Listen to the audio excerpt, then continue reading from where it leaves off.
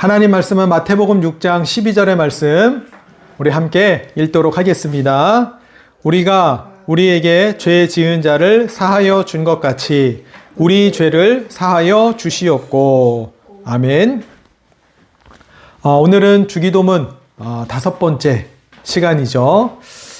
우리가 우리에게 죄 지은 자를 사하여 준 것 같이 우리 죄를 사하여 주옵시고 라는 우리 이 말씀을 가지고 한 주간 동안 우리가 어떻게 예수님께서 가르쳐 주신 기도를 하면서 살아갈 것인지, 또 이 기도가 우리의 삶과 어떻게 연결되어서 우리가 구체적으로 좀 기도하며 살아갈 수 있는지에 대해서 한번 살펴보도록 하겠습니다. 제가 요즘 유튜브 채널을 볼 때마다 자주 이렇게 보는 게 있습니다. 그게 이혼 숙녀 캠프라는 프로그램이에요. 이 프로그램을 제가 보면서 항상 느끼는 게 있습니다. 이렇게 진짜 평범하게 살아갈 수 있는 것이 참 진짜 복이구나 라는 생각을 정말 많이 합니다. 보면은 다양한 사람들이 여기서 정말로 등장하는데요. 그 가운데에 정말 저 사람은 너무 이기적이다. 어떻게 자기 자신밖에 모를까? 혹은 자기 생각만 옳다고 어떻게 저렇게 주장하고 자기와 뜻을 같이 하지 않거나 생각이 다르면 어떻게 저렇게 상대방을 비방하고 혹은 모욕하며 서로 이렇게 트러블을 자꾸 만들어낼까? 보면서요, 진짜 막 속으로 어떻게 막 욕이 막 나올 때도 있어요. 화가 나고. 제가 대신 막 화가 나고 막 그럴 때가 있단 말이에요. 근데 이제 그 프로그램에 보면 전문가와 상담을 하고 혹은 역할극을 통해서 자기 자신을 볼 수 있는 그런 시간들이 있습니다. 전문가와 상담을 하면서도 이제 그 상담을 통해서 마음의 문을 열고 본인의 그런 어린 시절의 내용들을 얘기하면서 눈물을 많이 흘려요. 대부분 정말로 성격이 모나거나 정말로 저 사람은 참 평범하지 않다라고 생각되어지는 사람들은요, 어릴 적에 가정에서 혹은 주변 사람들로부터 굉장히 큰 상처를 많이 받았던 사람들이에요. 그러다 보니까 부모한테 혹은 주변 사람들한테 사랑을 받아본 경험이 없기 때문에 서로 연애할 때는 감정이 좋아서 결혼했지만, 결혼하면 이제는 인간 관계 속에서의 이제 이 관계가 중요하잖아요. 받아본 적이 없으니까 용서하지 못하고, 받아본 적이 없으니까 배려하지 못하는 이런 부분 때문에요, 계속 아내나 혹은 남편과 트러블이 계속 발생하는 거예요. 그러면서 이제 갈등의 골이 점점 깊어가면서 이제 이 프로그램에 이제 출연하게 되는 거죠.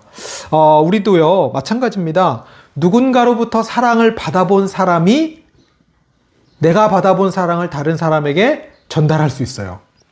최소한 누군가로부터 관심과 따뜻한 이 배려, 보호 이런 걸 받아본 사람이요, 다른 사람에게도 베풀 수 있는 것입니다. 받아본 적이 없으니까 베풀 수가 없어요. 또 경험해 보지 못했으니까 이것을 나눠줄 수가 없는 거죠.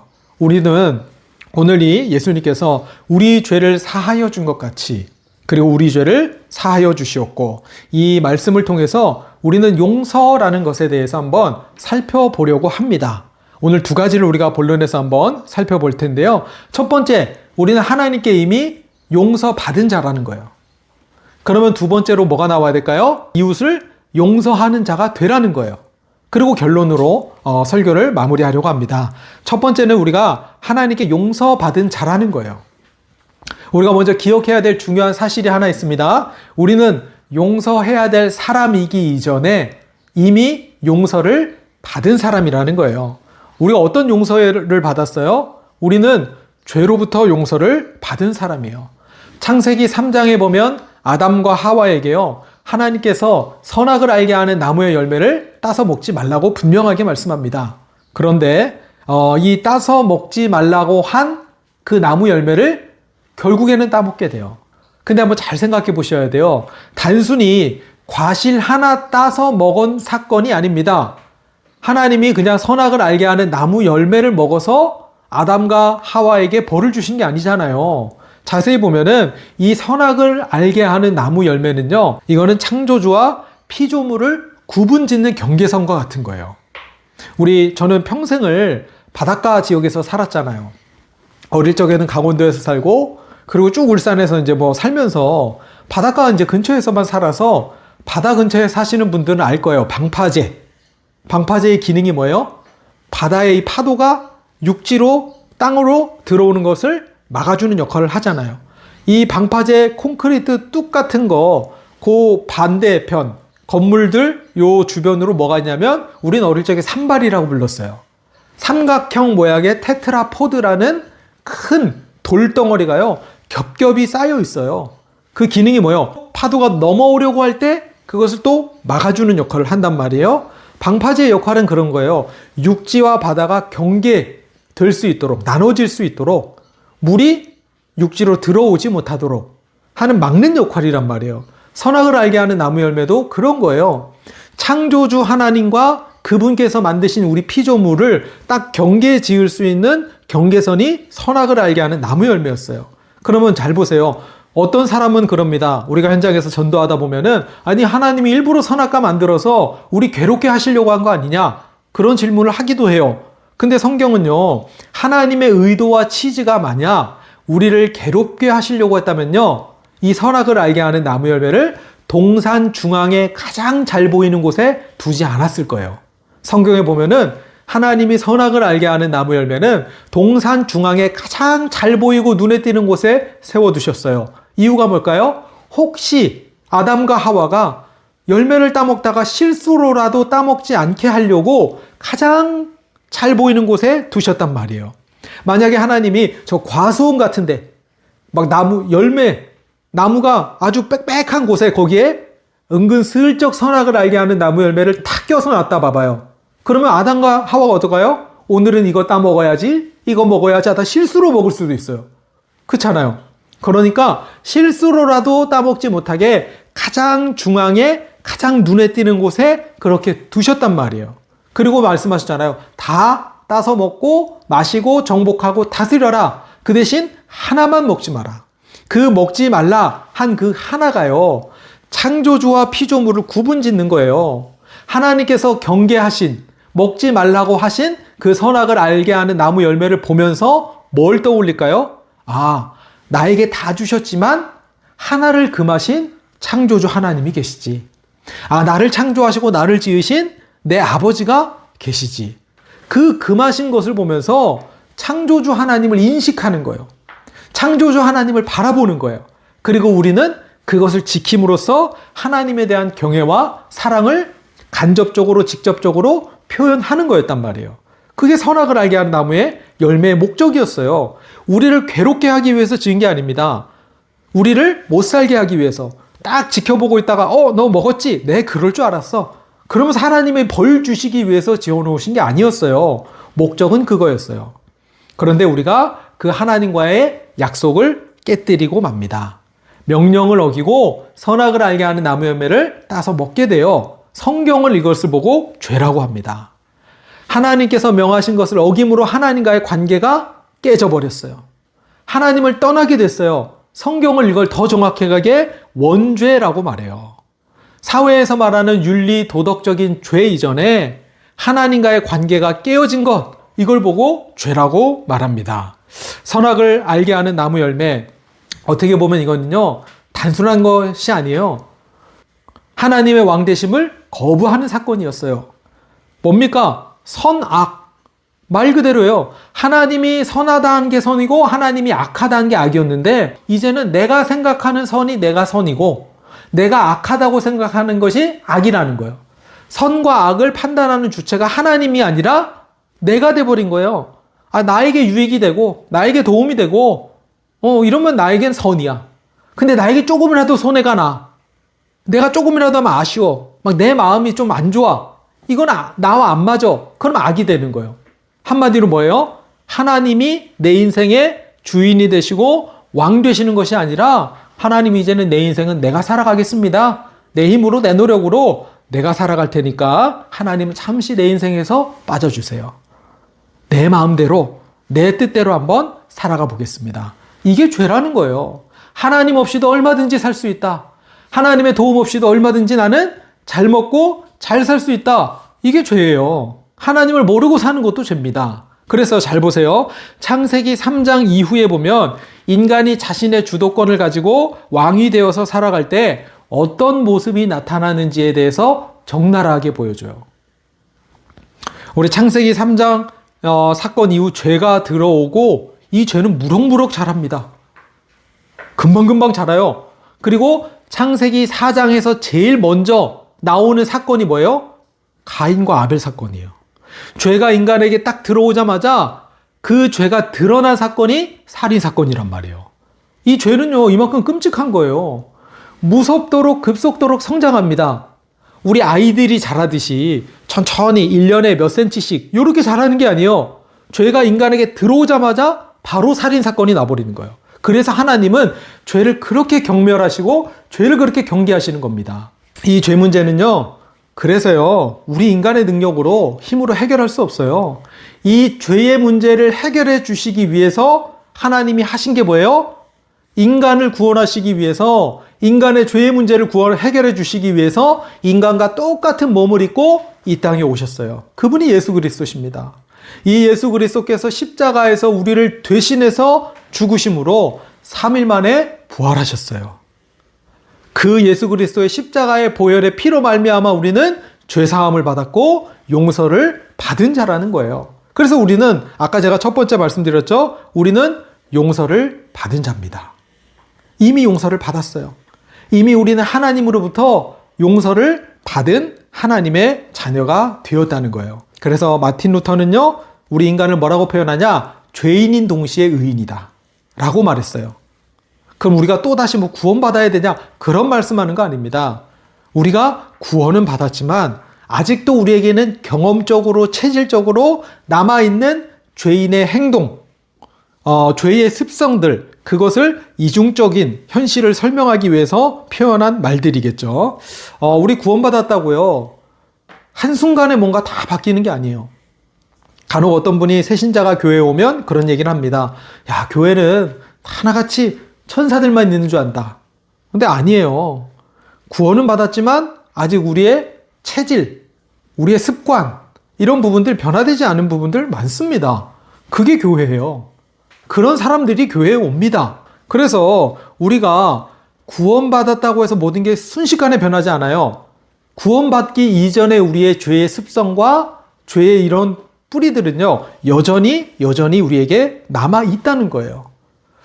제가 군대 제대하고 강원도 그때 살 때 집에 갔어요. 근데 강원도는 이 군부대가 많단 말이에요. 그러니까 동서남북이 거의 군부대예요. 제대하고 나서 이제 민간인 신분으로 이제 간 거잖아요. 어떻게 보면은 잠을 딱 자고 아침에 딱 일어났는데 군부대, 동네 옆에 있는 군부대에서 기상나팔 소리가 울리자마자요, 몸이 그대로 반응해. 같이 일어났어.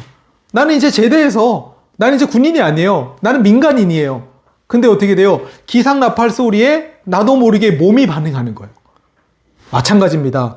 구원받아서 우리가 즉시 변하는 것이 있어요. 몇 가지가. 첫 번째가 뭡니까? 마귀의 자녀였던 우리가 신분이 이제 하나님의 자녀로 즉시 변해요. 요한복음 1장 12절에 보니까 뭐라고 말씀합니까? 영접하는 자, 곧 그 이름을 믿는 자들에게는 하나님의 자녀가 되는 권세를 주신다고 하셨어요. 즉시 변합니다. 죄의 종이었던 우리가 의의 종으로 즉시 변합니다. 예수 믿는 순간 변해요. 그리고 또한 하나님과 원수였던 우리가 그리스도 예수로 말미암아 이제는 화목하게 된 자가 되었어요. 이 부분은 즉시 변하는 부분입니다. 그러나 우리에겐 남아있죠. 습성과 체질은 아직 남아있습니다. 우리 예수님께서요, 요한복음 13장 3절부터 10절에 보면은 제자들의 발을 닦는 장면이 나와요. 세족식 장면이 나와요. 이때 예수님께서 이제 제자들의 발을 닦이려고 하실 때 베드로가 뭐라 그러냐? 예수님, 제 발을 닦으실 수 없습니다. 어떻게 예수님이 제 발을 닦을 수 있습니까? 그때 예수님이 뭐라 말씀하셨어요? 이거 하지 않으면 너랑 나랑 상관없다. 베드로가 뭐라 합니까? 발만 닦지 말고 내 손과 머리도 한마디로 목욕시켜 주십시오. 그런 거예요. 그러니까 물 확 부어달라는 거예요. 그때 예수님이 뭐라 그랬어요? 이미 목욕한 자는 발밖에 씻을 필요가 없다 그랬어요. 이 의미가 뭐예요? 이미 목욕한 자는 뭐예요? 예수 그리스도로 말미암아 죄사함을 받고 용서를 받고 구원받은 하나님의 자녀예요. 근데 발을 씻는다는 건 뭐예요? 당시에는 중동이니까 매일 샌들을 신고 외출했다가 들어오면은 뭐예요? 발부터 씻잖아요. 매일 닦는다고요. 우리도 매일 닦잖아요. 그쵸? 이거는 매일매일 구원받았지만 살아가면서 짓는 죄를 짓는 우리의 모습을 말하는 거예요. 그래서 우리가 매일매일 우리가 죄를 짓고 살잖아요. 그 죄에 대한 용서와 뭐가 돼요? 회개를 말하는 겁니다. 그래서 우리가 날마다 뭐 해야 돼요? 기도로 영적 싸움을 싸우셔야 돼요. 누가복음 10장 19절에 보니까 뱀과 전갈을 밟으며 원수의 모든 능력을 제어할 권능을 우리에게 주셨습니다. 우리가 그냥 예수님께서 야 영적 싸움 싸워, 우리 대적과 싸워, 이렇게 그냥 말로만 하지 않고요, 권능을 약속하셨다니까요. 권능이 뭡니까? 권세와 능력이에요. 아담과 우리의 차이점이 있습니다. 아담은요 죄를 지어서 죄인이 되었지만 우리는 아담 이후의 인간인 우리는 죄인이기 때문에 죄를 지어요. 날마다 우리는 죄를 지으면서 살아갑니다. 오늘 저 친구 미워했다가, 오늘 저 사람 미워했다가, 그쵸? 용서하지 못하는 그런 분노의 마음을 품고 매일매일 죄를 지으면서 살아가요. 예수님께서 말씀하시죠. 발밖에 씻을 필요가 없느니라. 구원받은 하나님의 자녀는 그래서 날마다 죄를 고백하고 죄의 용서와 씻음을 받을 필요, 그래서 기도하는 이유가 여기에 있습니다. 우리에게는요 권세와 능력이 있어요. 속지 마시고 정말로 우리에게 주신 영적 싸워서 승리할 수 있는 우리에게 은혜가 있으시기를 바라겠습니다. 우리가 중요한 거는요 몰라서 사용하지 않는 게 아닙니다. 우리에게 어떻게 보면은 믿음이 없기 때문에, 믿음이 부족해서 예수님께서 약속하신 이 권능, 예수님께서 약속하신 성령 충만, 이런 부분들을요 누리지 못할 때가 너무나 많이 있다는 거예요. 우리 날마다 정말로 싸우시면서, 그리고 하루를 돌아볼 때 예수님께서 발을 씻기셨던 것처럼 우리의 죄와 오늘 하루를 돌아보면서 정말 죄진 부분이 있다면 회개하시고 또 용서를 구하는 그러한 은혜가 우리의 삶 가운데 있으시기를 주님의 이름으로 축복합니다. 두 번째는 이제 우리가 이러한 하나님으로부터 용서를 받은 자라면 이제는 두 번째는 우리가 이웃을 향해서 용서하는 자가 되어야 된다는 거예요. 마태복음 18장에 보면은 10,000달란트 상감받는 종의 모습이 나와요. 하나님이, 왕은 하나님이죠. 이 왕이 10,000달란트 빚진 자를 데려다가 어떻게 합니까? 갚으라 그럽니다. 이게 10,000달란트는 제가 챗GPT로 돌렸어요. 보수적으로는 지금 가격이 얼마냐? 6조 원이래요. 근데 금시세가 이제 올라갔잖아요. 그러면 수십조예요. 한마디로 그냥 10,000달란트가 뭐 체계적으로 얼마냐 그거 말고 그냥 대충 10,000달란트는 인간이 갚을 수 없는 가격이 10,000달란트예요. 근데 이 10,000달란트 빚진 이 종이 왕이 부릅니다. 갚아라. 죄송합니다. 갚을 게 없습니다. 그래? 너 처자식 다 팔고 네 소유 다 팔아서 나머지 갚어. 이 종이 어떻게 합니까? 무릎 꿇고 빌어요. 제발 한 번만 용서해 주십시오. 이때 왕이 어떻게 해요? 성경에 보니까 불쌍히 여겨서 이 10,000달란트라는 어마어마한 빚을 그대로 갚아줘요. 오케이, 너 채무 상환 필요 없어. 내가 다 삭감해 줄게. 그러면 얼마나 큰 은혜를 받은 자예요. 근데 이 10,000달란트를 탕감받은 자가 밖에 나가서 거리를 가다가 자기 친구를 만났는데 이 친구는 자기한테 100데나리온을 빚진 자예요. 1데나리온은 당시 노동자 하루치 임금이래요. 그럼 지금으로 말하면 보통 그냥 한 10만 원 정도 쳐요. 100데나리온이면 그럼 얼마예요? 한 1,000만 원 정도 빚진 자를 만난 거예요. 자기는 갚을 수도 없는, 평생을 일해도 갚을 수도 없는 어마어마한 큰 금액의 빚을 탕감받았는데 자기에게 100데나리온 빚진 자의 멱살을 잡습니다. 야 이놈아, 왜 내 돈 안 갚냐고. 그러면서 그 친구를 끌어다가 옥에 가둬버려요. 그 장면을 본 사람들이 그 왕에게 가서 말해요. 왕이요, 당신이 10,000달란트 이 빚진 자 용서해 줬는데 이 사람이 자기에게 100데나리온 빚진 자를요 옥에 가두고 지금 이러고 있습니다. 너무 열받아서 부른 거야. 야, 내가 너에게 10,000달란트나 탕감해 줬는데 너는 고작 100데나리온 빚진 자를 그렇게 처하냐? 그러면서 그 10,000달란트 빚진 자를 심판하는 장면이 나와요. 이 장면이 뭐예요? 왕은 하나님이에요. 10,000달란트 빚진 자는 우리예요. 구원받은 우리. 그럼 100데나리온 빚진 자는 누구예요? 우리와 관계되어 맺어 있는 이웃을 말하는 거예요. 우리와 관계된 사람, 주변 이웃, 혹은 성도, 불신자, 우리 주변의 사람들이 100데나리온이에요. 용서하지 못하는 우리의 모습을 보여주는 거죠. 그렇지 않습니까? 그래서 용서에 기준이 있어요. 성경에서는 한 번도 그냥 대충 무조건 용서해라 그렇게 말씀하신 적 없습니다. 성경에는 용서의 기준이 있습니다. 무조건적으로 묻지도 따지지도 않고 하는 용서는요, 복음적이라고 생각하시면 안 돼요. 하나님도 우리에게 용서해 주셨잖아요. 아까 우리 살펴봤듯이. 근데 그 용서의 기준이 뭐였어요? 예수 그리스도께서 행하신 일과 그분께서 하신 일을 믿는 자에게 용서해 주셨어요. 누구나 다 그냥 무분별하게 그래 용서해 줄게 이게 아니었어요. 예수 그리스도의 십자가와 부활을 믿는 자에게만 죄 사함과 용서의 은혜를 주시고 우리에게 구원의 은혜를 베풀어 주셨어요. 예수님께서도 용서의 개념을 성경에 어떻게 설명합니까? 누가 잘못했어. 그럼 어떻게 해요? 1대1로 먼저 찾아가. 자네 이거 잘못했네. 회개하고 하나님께로 돌아오시게. 근데 이 친구가 깨닫지 못하는 거예요. 아 싫어. 난 몰라. 내 잘못 아니야. 그래? 그러면 두세 사람이 같이 가서 어떻게 해요? 하라는 거예요. 같이 두세 사람이 가서 권면합니다. 이 사람이 그래도 안 들어? 그래? 그러면 지금으로 말하면 교회 공동체가 그 사람에게 권면하고 해서 돌아올 수 있도록 용서해라. 그런데도 거부한다. 그러면은 어떻게 하라 했어요? 내쫓으라 했어요. 그렇게 단계로 예수님께서도 말씀하셨어요, 우리에게. 그냥 무조건적으로 나 용서할게. 지금 용서해. 그게 복음적이야. 아닙니다. 그거 복음적 아니에요. 성경은 그렇게 말씀하지 않는다는 거예요. 용서에 대한 기준과 개념이 다 있어요. 오늘 우리가 보면은 읽었던 성경을 한번 말씀을 보세요. 우리가 우리에게 죄 지은 자를 사하여 준 것 같이. 이 내용을 들을 때 우리가 어떻게 이해해요? 내가 남을 용서해야 하나님도 나를 용서하는구나 라고 받아들이면 잘못 받아들이는 거예요. 이거는 용서의 순서를 말합니다. 이거는 조건이 아니에요.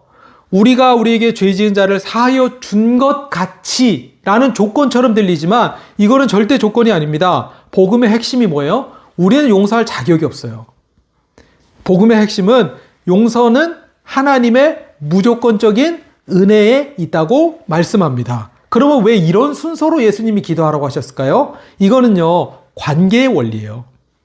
하나님과의 수직적인 관계, 이웃과의 수평적인 관계, 이거는 관계의 문제예요. 하나님과의 수직적인 관계가 막혔다.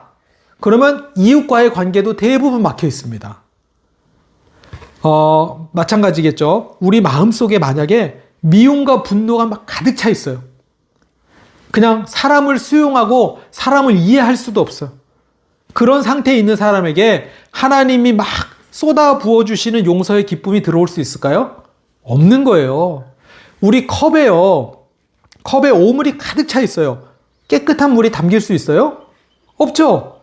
그 오물이 빠져나가도록 깨끗한 물을 계속 부어야 돼요. 그러면 이게 들어온 것이 다 빠져나오고 정화되면서 깨끗한 물이 컵에 가득 차겠죠. 마찬가지입니다. 여기서 우리가 오늘 볼 때 우리가 우리 죄를 사하여 준 것 같이라는 여기서 보면 같이 영어로 as 접속사예요. 접속사. 근데 아시겠지만 이 접속사는 뭐뭐 같이 혹은 뭐뭐처럼 이라는 뜻이 있어요. 그래서 우리가 우리 죄를 사하여 준 것 같이 이거를 마치 조건처럼 들리면은 이거는 또 하나의 우리가 행해야 될 조건처럼 들려요. 그러나 이거는 조건이 아니라 자격이에요. as에는 뭐뭐 같이 뭐뭐처럼이라는 뜻도 있지만 뭐뭐로서라는 뜻도 있어요. 그래서 이거는 뭔가 조건이 아니라 내가 이제는 하나님의 자녀로서 이거는 자격을 의미하는 기도입니다. 그러면 이 기도는 이렇게 바뀌는 거예요. 즉 하나님, 제가 하나님의 자녀로서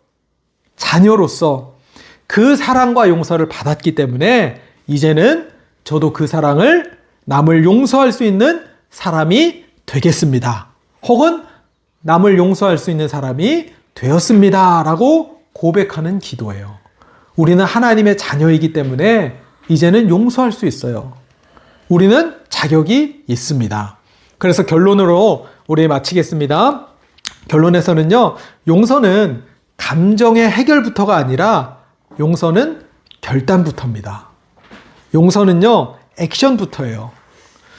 마태복음 18장 22절에 보니까 예수님이 제자들이 묻습니다. 그러면 예수님, 한 사람은 얼마나 용서해야 됩니까? 당시에 우리가 진짜로 우리 마음속에 막 용서하지 못한 한 사람만 있어도 한 번만 용서해도 큰 거잖아요. 근데 예수님이 뭐라 말씀하세요? 70번씩 7번이라도 용서하라. 숫자적으로만 계산하면 490번. 490번 용서할 수 있어요? 없어요? 너무너무 진짜 막 분노가 가득 차. 저 사람만 보면 내가 진짜 원수 같은 사람이 있어요. 490번 용서하기 힘듭니다. 근데 예수님이 490번 용서해라. 이 말은 뭐예요? 숫자적인 의미가 있는 게 아니에요.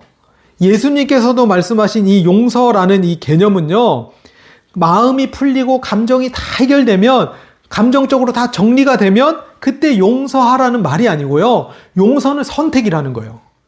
용서는 감정이 먼저 해결되는 것이 아니라 용서는 결단이고 액션이고 선택이라는 의미입니다. 여기는 분명한 차이가 있어요. 마음이 풀리면, 내가 감정적으로 해결이 되면 용서하겠다가 아닌 거예요. 예수님께서 말씀하신 용서의 개념은 하나님 때문에 내가 용서하기로 선택하겠습니다. 하나님 때문에 내가 저 사람을 용서하기로 결정하겠습니다. 그게 먼저라는 거예요. 이게 예수님께서 말씀하신 용서의 개념이에요. 그래서 감정적 해결부터 하면요, 평생 우리가 용서할 수 있는 사람이 없습니다. 근데 예수님이 가르쳐 주신 용서는 감정의 해결이 아니라 선택이라는 거, 액션이라는 거, 결단이라는 거 꼭 기억하셔야 돼요. 그러면 용서는 감정이 아니라 행동이고 결단입니다. 그래서 선결단 그리고 후수습이에요. 왜 해야 됩니까? 결국에는 우리의 자유를 위한 거예요. 지금 혹시 우리 마음속에 아직 놓지 못한 사람이 있습니까? 용서하지 못한 사람이 있어요? 그 사람 이름을 한번 떠올려 보세요. 인상 쓰지 말고 용서 못한 사람 이름을 한번 떠올려 보세요. 그리고 하나님 앞에 이렇게 기도하세요. 하나님, 제가 용서하기로 결단하겠습니다. 하나님, 제가 용서하기로 선택하겠습니다. 그러면 그 결단 위에 하나님의 은혜 가운데 우리의 감정을 또 회복해 주십니다. 그래서 용서는 절대 감정부터 해결하려고 하지 마세요. 절대 해결 안 됩니다. 예수님께서 말씀하신 70번에 7번은 감정 해결이 아니라 용서는 선택이고 결단임을 우리에게 분명하게 말씀하셨어요. 그래서 결론은 용서는 나를 위한 거예요.